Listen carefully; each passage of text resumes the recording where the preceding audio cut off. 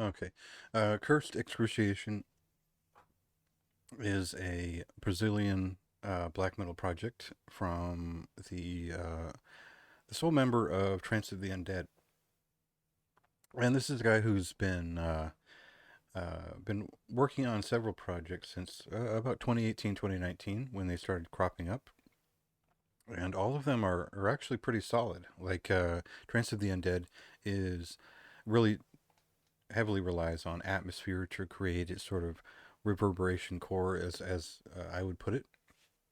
And there's a lot to appreciate about several of his other releases, but for me, Cursed Excruciation is kind of the best of what he's done so far. And I'd already appreciated his two demo releases, but this is the one that I think kind of gets that sort of Beharit meets Mystifier kind of sound with a little bit of necromantia in there too, to the point where it develops that like pretty solid parody between early '90s black metal in general, um, uh, but also the Greek black metal experience as well, and how that might kind of work together.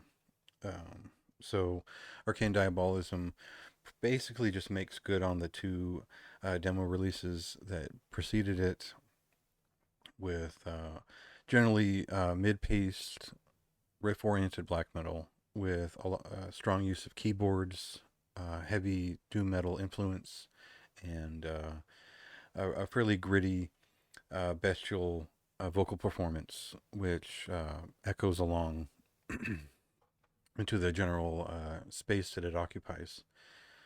Uh, I think the production values have really risen for this record. I think they've really improved in terms of the intended sound design, which is basically kind of like a 92, 93 uh,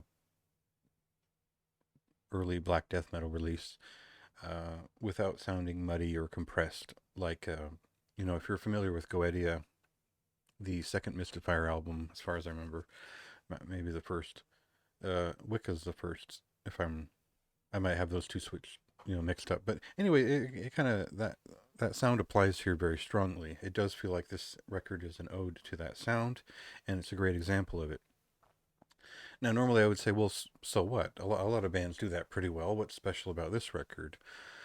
It's as simple as the fact that the riffs are great. The guy can pick up a guitar and play a great riff and recognize that it's worth repeating 12 times. And usually it's because there's some strong traditional doom metal influence in the development of that riff.